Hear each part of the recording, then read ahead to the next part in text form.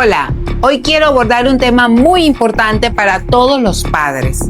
¿Sabe lo que es el grooming? Tengan mucho cuidado con lo que juegan sus hijos. Mire lo que le acaba de pasar a mi hija. Son las 6 de la mañana y ella me está explicando. ¿Qué fue lo que pasó? Con el jueguito ese del Roblox. Explica. Sin pena. Es que hay un juego en donde te puedes meter con personas y jugar con personas de diferentes países. Ajá. Entonces, como las personas son de diferentes países, había una persona que es adulta que se estaba haciendo pasar por un niño y le estaba preguntando la dirección de donde ella vivía. Y la persona le explica y le dice, no, soy un amiguito y quiero conocerte, qué tal, qué lo otro. Y le insistía mucho con que le diera la dirección la persona. Cuando se da cuenta que yo le escribo, porque ella me está preguntando que mami, esta persona me está preguntando mucho la dirección. Menos mal que yo no le disfrazo el mundo a mi hija. Yo a mi hija le hablo claro. Yo a mi hija le hablo clarito y raspado y ella sabe lo que es al derecho y al revés todo. Y siempre he sido una madre de que porque si tú le disfrazas el mundo a tus hijos, el mundo le va a abrir los ojos a tus hijos. Entonces, para que se los vayan a abrir afuera los ojos y todo eso, se los abro yo en mi casa para que ella sepa lo que es bien y lo que es malo y todo lo que le puede llegar a pasar. Entonces yo me pongo a escribirle a la persona y la persona se da cuenta que obviamente soy yo la que le está respondiendo. Primero porque obviamente tiene rato hablando con ella de una forma y de repente yo de bruta porque me faltó como que pila de la rabia que yo tenía. Y vengo yo y le escribo como persona adulta y se dio cuenta y la persona me bloqueó. Le preguntó más de 18 veces la dirección y le dijo, no, es que yo solamente quiero ser tu amiguita. Yo, pero como amiguita, le digo yo, si me acabas de decir que eres un amiguito. Y sí, no hay problema, mi mamá a mí no me regaña por tener amiguitos, le digo yo, pero dame tu dirección, yo te quiero conocer. Cuando salgas del colegio, antes de llegar a casa nos podemos conocer, le dice la persona. Así que pendiente con sus hijos lo que juegan en los teléfonos, porque esos muñecos que tienen de Roblox y eso, pueden saber la dirección porque se prestan personas adultas para eso. Quiero hablar con ustedes un tema crucial en la protección de nuestros hijos. El grooming es un término que hace referencia a las estrategias que utiliza un adulto para contactar y manipular a menores con fines sexuales. En un mundo en que los niños cada vez acceden más pronto a las redes sociales, videojuegos en línea, dispositivos móviles, los riesgos aumentan considerablemente. Por eso, hoy te presento 10 herramientas prácticas, claras y accesibles que podemos aplicar para prevenirlo. Herramienta número 1. Educación digital en familia. Hablar abiertamente con los hijos sobre los riesgos en Internet. Crear un clima de confianza es fundamental. Que los niños se sientan cómodos contando que ven en las redes sociales, sin miedo a ser castigados. Herramienta número 2. Control parental y filtros de contenido. Existen aplicaciones como Family Link que permiten que los padres supervisen limitadamente el tiempo de la pantalla, controlar las aplicaciones que usan, filtrar contenidos inapropiados. Herramienta número 3. Privacidad en redes sociales. Es clave enseñar a los menores a configurar la privacidad de su perfil de Facebook, Instagram y TikTok. Explicarle el riesgo de aceptar solicitudes de desconocidos y la importancia de compartir solo con amigos reales. Herramienta número 4. Reglas de uso de dispositivos. Establecer normas claras, cómo usar Internet en lugares comunes de la casa o limitar su uso nocturno. Esto reduce la posibilidad de contactos ocultos y facilitar la supervisión del mismo. Herramienta número 5. Educación en pensamientos críticos. Ayudar al niño a identificar la diferencia entre un amigo real y un contacto virtual. Explicar qué es información personal, por qué no debe compartirse, direcciones, colegio, teléfono, fotos y otros. Herramienta número 6. Participación activa de las escuelas. Las instituciones educativas tienen un rol clave y muy importante. Pueden incluir talleres de ciberseguridad, programas preventivos, charlas a los estudiantes y para los padres también.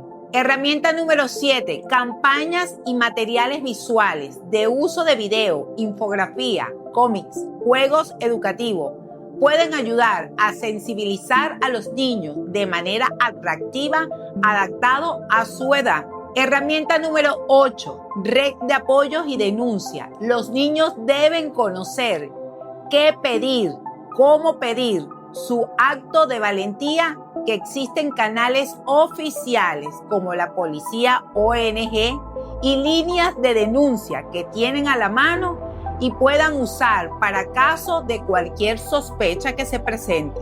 Herramienta número 9, entrenamiento en el uso seguro de juegos online, supervisar chat, videojuegos, enseñar a los niños a bloquear y reportar usuarios sospechosos y explicar que nunca deben compartir datos personales en estos espacios. Herramienta número 10, ejemplos de los adultos, los padres que deben moderar un uso responsable del Internet, evitar el exceso de las fotos de sus hijos en las redes sociales y mostrar una actitud crítica frente a esta información compartida.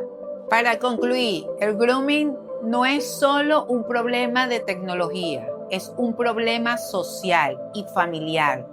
La clave está en el acompañamiento y la educación constante. Recordemos siempre, la mejor herramienta contra el grooming es la conexión real entre el adulto responsable y el niño protegido. Solo así podemos construir entornos digitales más seguros para nuestros menores.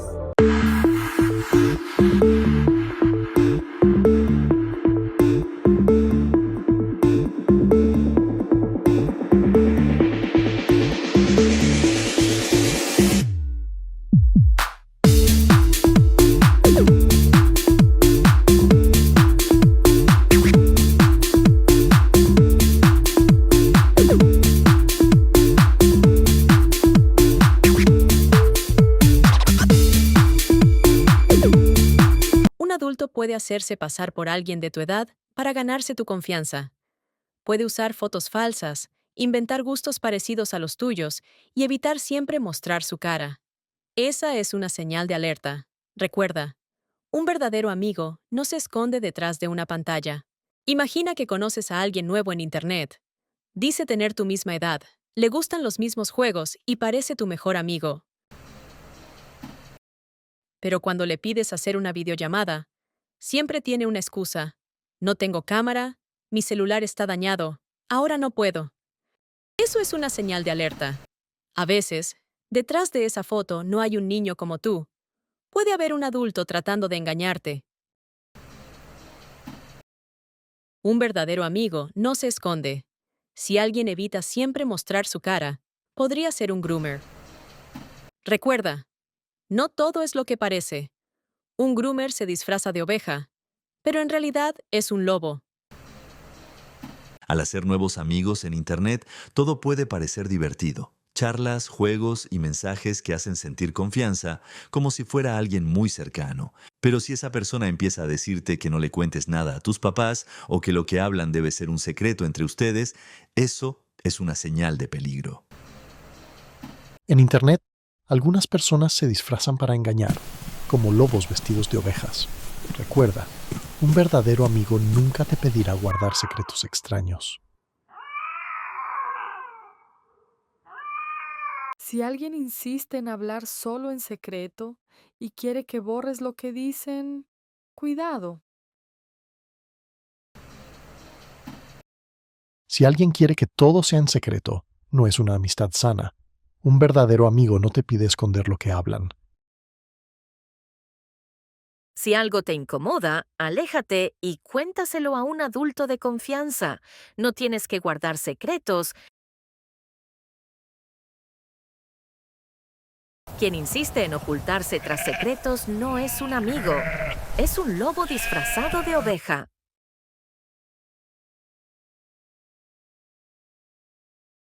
A veces los groomers empiezan con halagos que parecen bonitos, pero en realidad buscan atraparte.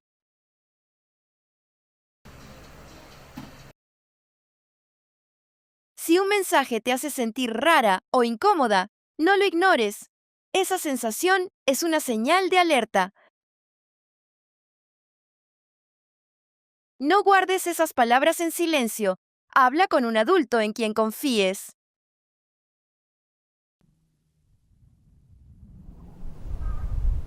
No todo lo que parece dulce es seguro. A veces, detrás de la ternura, se esconde un depredador disfrazado.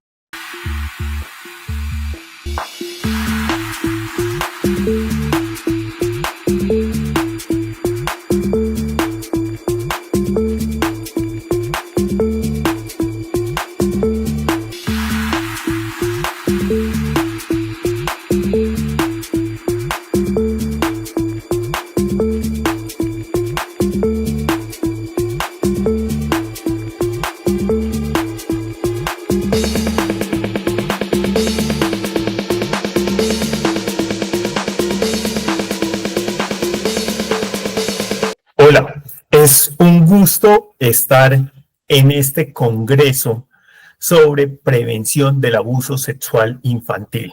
El día de hoy voy a hablar desde las ciencias forenses. Me presento, mi nombre es Aníbal Navarro Escobar, soy médico especialista en alta gerencia, soy médico especialista en medicina forense y especialista en epidemiología. Dirijo actualmente el Centro de Educación y Especialistas Forenses. Esto lo hago ya hace 11 años en la parte privada y desde hace 5 años antes de eso venía trabajando en el Instituto Nacional de Medicina Legal y Ciencias Forenses. Entonces todo suma 16, 17 años de experiencia en esta labor y he visto muchos casos relacionados con la lo llamamos desde las ciencias forenses presunta violencia sexual. ¿Por qué? Porque al momento en el que entramos en una valoración de una persona, no sabemos si es una víctima verdadera o una víctima falsa. Esto es algo un poco diferente a cómo se piensa los profesionales de salud de las clínicas y los hospitales y de otras áreas.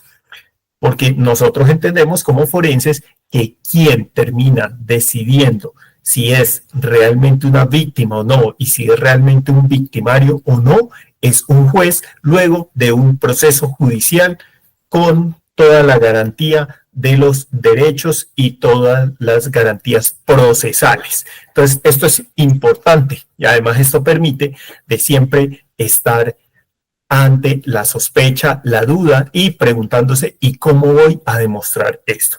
Bueno, les voy a compartir pantalla y vamos a ir revisando diferentes temas. Bueno, sobre y las ciencias forenses, ¿qué hacen? ¿Qué hace la medicina forense? ¿Qué hace otras áreas como la psiquiatría, la psicología, la genética? Inclusive temas que tienen que ver con física, entonces con medicina laboral. ¿Se puede prevenir? Sí, claro. ¿Y por qué desde un área de estas que siempre se había pensado o se había vendido a la medicina forense y a las otras áreas que solo se trabajaban con muertos o forense se convirtió en un sinónimo de se trabaja con muertos? Pues no. Menos del 5% del trabajo tiene que ver con personas fallecidas. Siempre trabajamos o en la gran mayoría trabajamos con personas vivas. Esto funciona tanto en el ambiente privado como en el ambiente público. Bueno, y desde la medicina forense, pues estamos en ese primer contacto con esas presuntas víctimas. Entonces, en este caso, la violencia sexual, en los casos de menores, pues hay algo que se debe tener muy claro, que la educación no solo es colegio y escuela y en la casa nada que ver y en la sociedad. Pues no es así. Debe ser muy importante esa integración de familia y entorno escolar. Hay algo que se dice en los libros de administración. Y como les comentaba, me especialicé en medicina forense. ¿Qué sucede? A uno le enseñan algo y esto lo pueden ver en psicología o les van a comentar los psicólogos también. El juego y la educación en los niños, ¿ya?, es algo similar que en los adultos traduce en el trabajo. Entonces, estas dos ambientes y estas dos instituciones pues hace, uno, que se tenga una vida social, una vida laboral, una vida familiar, y eso debe permanecer en un equilibrio, y de hecho son las bases con las que puede salir a funcionar en el trabajo o en la educación. Bueno, algo que hemos ido descubierto, y esto lo hemos ido trabajando desde el Centro de Educación y Especialistas Forenses, es que las ciencias forenses y la medicina forense específicamente sirve para prevenir. Nosotros vemos cantidades, cientos de casos cada año y hacemos consultas y revisamos, y en algunos casos sí se puede trabajar, en otros decimos no están los elementos, esto no es conmigo. Entonces, ¿qué hemos planteado? Y de hecho por eso nos conocemos aquí con Educate para Educar, talleres para padres, ¿cierto? Entonces, y que están en diferentes espacios. Pues que hay diferentes formas de educar al que es el docente, diferente al coordinador, diferente al rector o las directivas de una institución, diferente al estudiante, diferente a los padres de familia. Hay muchas cosas que se toman de manera muy superflua, muy rápido, a veces desde el hogar, y se deja una carga al colegio, o el colegio no se articula con el ambiente familiar, y aquí se comienzan a colocar pues en unos riesgos de cómo se responde ante esas señales de alerta, esos cambios de comportamiento del menor de edad, esos signos físicos que pueden haber de maltrato físico o de índole sexual. Entonces, hay algo que uno lo escucha mucho en el ambiente empresarial, pero que también lo encuentra en los colegios, ¿ya? Y es ese tema cultural y de que continuamente se esté capacitando sobre la privacidad y el respeto. Nosotros hemos visto muchísimos casos acá con nuestro equipo de trabajo y nuestros colegas, cuando nos sentamos a revisar casos muy complejos, desde la medicina, con el psiquiatra forense, con el psicólogo forense, con la genetista forense, uno comienza a encontrar que hay muchos casos que terminan en unos problemas enormes, y es por un tema cultural. En algunos casos en la empresa, y en otros casos en las instituciones de educación.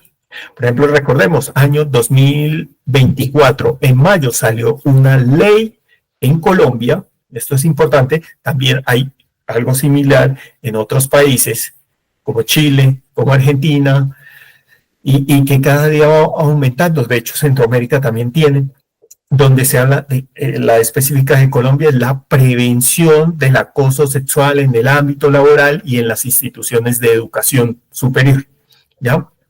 Esto es importante. ¿Por qué? Porque a veces, y este tema cultural no se refuerza, en donde, ¿cuáles son los límites del jefe? ¿Dónde están los límites? ¿Y cuáles son los deberes y los derechos de esos trabajadores y de esas personas que dirigen la institución? En el caso de los colegios, de esas personas que dirigen y esos estudiantes que se tienen, ¿ya? Ahora más adelante vamos a ver algunos casos que han sido pues sonados acá en el ambiente en Colombia, pero pues que se han conocido en otros países porque pues han sido bastante fuertes, ¿ya? Entonces, a veces no se deja claro que ese ambiente laboral es un ambiente laboral, el ambiente educativo, y se va en un exceso de confianza. Y esa confianza llega a un punto que ese chiste en doble sentido, ¿ya? Esa confianza para entrar a tocar a la otra persona, pues el uno piensa que lo está haciendo de broma, el otro, o pensando en una doble intención, el otro lo interpreta mal, y hemos visto cómo eso desencadena en unos procesos judiciales que la gente, hasta que no está inmersa, no se da cuenta. Nosotros hacemos webinar y capacitaciones cada 8 días vía online con nuestros expertos, llamamos abogados y decimos, mire, la gente no se da cuenta que en un proceso judicial no solo se pierde dinero, se pierde la libertad, la tranquilidad, el núcleo familiar se desestabiliza, la vida profesional la puede perder en cuestión de horas. Y hemos visto casos donde personas que tienen una vida profesional impecable durante 20 años, un caso específico que conocimos, 26 años, ascendió a un cargo muy alto en una empresa muy grande del país, y en un momento de esos de un mal comentario, fue mal interpretado por todos, y esta persona terminó en un proceso judicial acusado de un hecho de estos, ¿cierto? O sea, desestabilización económica, familiar, por un momento, ¿cierto? Y entonces cuando se investigaba, venga, y esto había sucedido, decían, no sabemos qué pasó aquí. Entonces se debe tener cuidado que cómo se interpreta. Entonces lo mejor es el respeto, límites claros, y también comenzar a enseñar a los diferentes actores, a esos niños, venga, si usted se siente incómodo, expréselo inmediatamente, frene, ponga una barrera en ese punto y aléjese. Si está en un ambiente laboral, deje claro, esto no va a ser este comportamiento de esta manera, me siento incómodo, no lo haga, ¿ya? Porque eso comienza a escalar. Si permitió una pequeña cosa, va a permitir la siguiente mediana, luego una grande, y esto termina en unos problemas enormes. Bueno, recordemos que en estos casos las diferentes modalidades se pueden dar por actos, que son aquellos tocamientos sin consentimiento, y en estos otros casos, que de hecho están en los códigos penales diferentes, y eso casi que se encuentra en diferentes códigos penales de muchos países, acceso.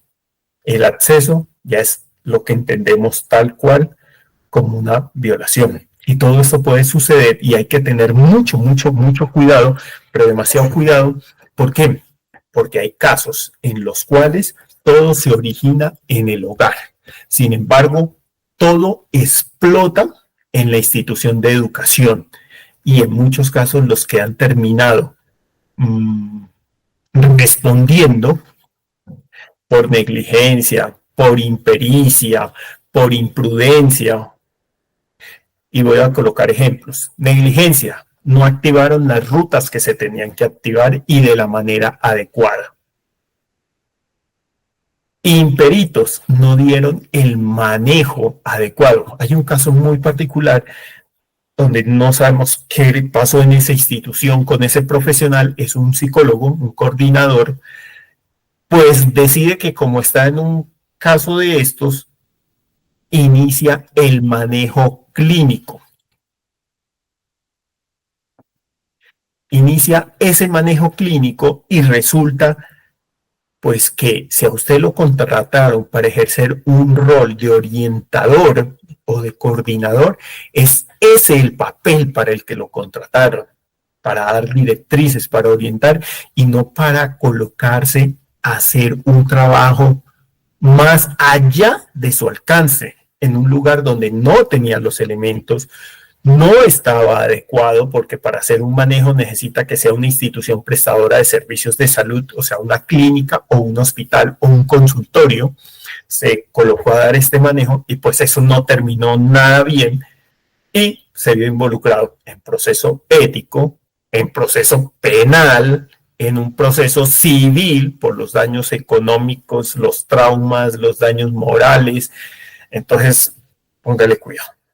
O sea, se puso a hacer lo que no tenía que hacer. Y en otros casos, como la imprudencia, comenzar a levantar testimonios sobre algo que desconoce cómo se debe de hacer. Entonces, por ejemplo, los que nos dedicamos a ser peritos, en mi equipo hay psicólogos forenses y psiquiatras forenses, pues tienen un entrenamiento súper especializado en cómo se hace una entrevista, cómo se hace una valoración del relato, cómo se levanta la información. Los que somos médicos forenses nos dedicamos a nuestro núcleo y nos volvemos diestros en nuestra especialidad.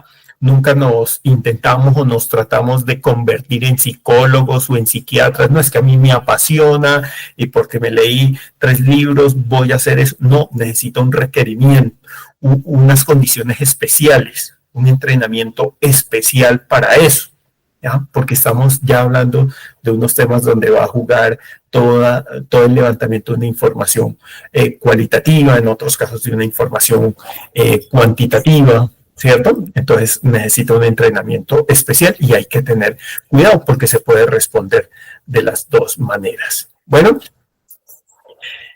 ¿qué hay sobre esto? Y la recomendación que damos de manera continua. 1.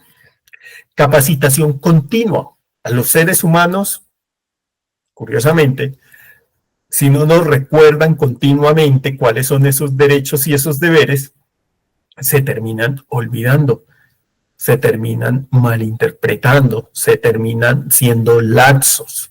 ¿Ya? Y esto no estoy hablando solo para los docentes, para los coordinadores, no, también para los padres de familia y también para esos estudiantes.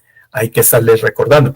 A veces uno ve ciertas situaciones como un centro comercial, un gimnasio, en la calle, que van un grupo de menores de edad y comienzan a hacer juegos bastante bruscos, en algunos casos con tocamientos y otros con unos visos de contenido sexual.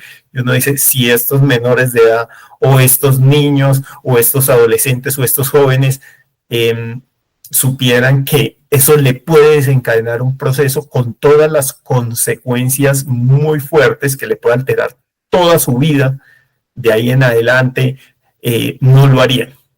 No lo harían, pensarían 2 veces en lo que van a decir, pensarían infinidad de veces en cada actuación que van a tener, pero a veces uno lo mira y comienzan pues algo que sucede mucho en la adolescencia, en la adultez joven, ¿cierto? De hacer comentarios en doble sentido y alguien se puede sentir incómodo, uno no sabe que haya vivido esa persona y qué le esté desencadenando. Algo que de pronto ustedes han escuchado es el síndrome de estrés postraumático. Acá en el equipo, quien actúa en el rol del psiquiatra forense, el psicólogo forense, los médicos forenses, hemos visto que ciertas actuaciones en algunas personas que hemos atendido desencadena inmediatamente toda una serie de reacciones físicas y reacciones emocionales. Y que toca decirle, no, estamos en un ambiente controlado, eso no está sucediendo. Y dice, pero lo sentí, o sea, otra vez desencadena. Y a veces es una palabra o un gesto que uno desconocía, pero en el momento de aplicarlo desencadena una serie de acciones. Entonces hay que tener cuidado con eso, y es muy importante la educación. Y siempre yo pienso que todo se origina en casa, donde pues la gran mayoría o 2/3 del tiempo se la pasan las personas. Recuerden, 8 horas para trabajar, 8 horas para familia y diversión, 8 horas para descansar. Y de esas de descanso y familia y diversión son 16 horas, 2/3 del tiempo. Y en la educación, pues lo mismo. Un tiempo está estudiando cuando son estudiantes, ¿cierto? Y esas 8 horas después se reemplazan por un trabajo. Entonces se necesita educación continua. Esta educación continua, ¿y de qué? Habemos algunos profesionales que nos dedicamos a estos casos y a hablar. ¿Por qué? Porque se van presentando nuevas tecnologías, nuevas redes sociales, nuevas formas de comportamiento que facilitan que se lleguen a presentar casos de presunta violencia, ¿cierto? Y que hay que tener cuidado con eso, esos comportamientos. Hay muchas cosas que hoy en día están, yo creo que lo han escuchado, que hay las últimas generaciones, si uno mira los 80 y los 90, la discoteca, el paseo, los amigos, la calle. Eso está cambiando. En este momento dicen, no, la discoteca no, el cine no, más bien vamos a mi casa, un lugar privado y se van todos los amigos y están en una casa. Eso genera unas condiciones diferentes donde se pueden presentar unos riesgos. Bueno, desde nosotros cuando nos llegan estos casos siempre tendemos a hacer reuniones de trabajo cuando los casos son complejos o preguntarnos entre especialistas este caso cómo se debe manejar o esta educación cómo se debe brindar, porque pues hemos aprendido los forenses la siguiente frase: zapatero a tus zapatos. Cada uno llega a su punto de volverse muy especializado en su área, y cuando se presentan estos casos hemos asesorado y hemos capacitado instituciones de educación, empresas, grupos pequeños, otros grupos muy grandes, ¿cierto? Y les decimos, hay que tener cuidado con este tipo de comportamiento, hay que tener cuidado con estas banderas rojas, con estas señales, porque eso puede desencadenar. Usted puede estar colocando en riesgo su institución o usted puede estar colocando en riesgo pues la estabilidad de su familia. Hay que tener cuidado, ¿cierto? Hay unos casos, por ejemplo, les voy a comentar un caso en donde un grupo de estudiantes de una institución de educación se va a un paseo en la casa a las afueras de la ciudad de una de estas personas, ¿ya? Y llegan allá y pues consumen drogas, diferentes tipos, alcohol, tienen relaciones y bueno, y todo fue consensuado al inicio hasta cuando una de estas jovencitas llega a su casa y dice, pero usted, ¿qué pasó? ¿Dónde estabas? ¿Por qué te perdiste? Y pues hay una presión por el novio de esta chica y comienza a decirle, no, esto termina si tú no lo denuncias por violencia sexual, y todo eso queda registrado en unos audios, ¿ya? Finalmente la presión es tanta que se termina desencadenando una acusación de violencia sexual. Bueno, entonces, de hecho, esta familia la conocíamos y pues incurrió de un momento a otro en unos costos y en unas inversiones para defender a su hijo en abogados, en forenses de diferentes tipos para armar una estrategia de defensa. Muy complejo, pero ya era muy tarde. En otro caso, también hay toda una acusación, salió en medios de comunicación, profesor agrede a menor, y no es un caso, son varios. Cuando se comienza toda la investigación y se comienza a aclarar qué fue lo que sucedió, pues el punto de inicio no era el profesor, era la estudiante, y más adelante durante el proceso terminó aceptando, digo, no me buscaba, yo lo buscaba. Entonces, pero el daño ya está hecho, o sea, hay un daño muy profundo para la vida profesional, para la institución, para todo. Entonces hay cosas que hay que tomar medidas con tiempo. Bueno, y hay ciertas medidas y ciertas formas que se pueden dar desde las directrices de los colegios para los docentes, para los coordinadores, para los padres de familia, porque recordemos que hay unos talleres que son obligatorios para todos los que somos padres de familias, que se debe tomar en estos tipos de casos. Cómo educarse, qué se debe prevenir, cómo enseñar en los colegios para que no llegue a suceder cosas mucho más graves, ¿ya? Lo mejor siempre va a ser una educación a tiempo sobre esto.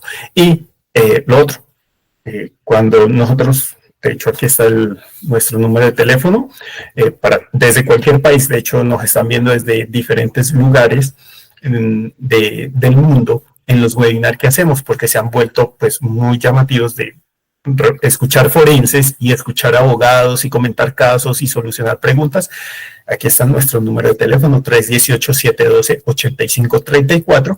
Ahí se pueden registrar a los webinars. Hacemos cada semana, unas veces hablamos sobre este tema, otras veces hablamos de temas de violencia intrafamiliar, otras veces sobre investigación de accidentes de tránsito, de balística, de temas penales, civiles, de cómo prevenir diferentes acciones.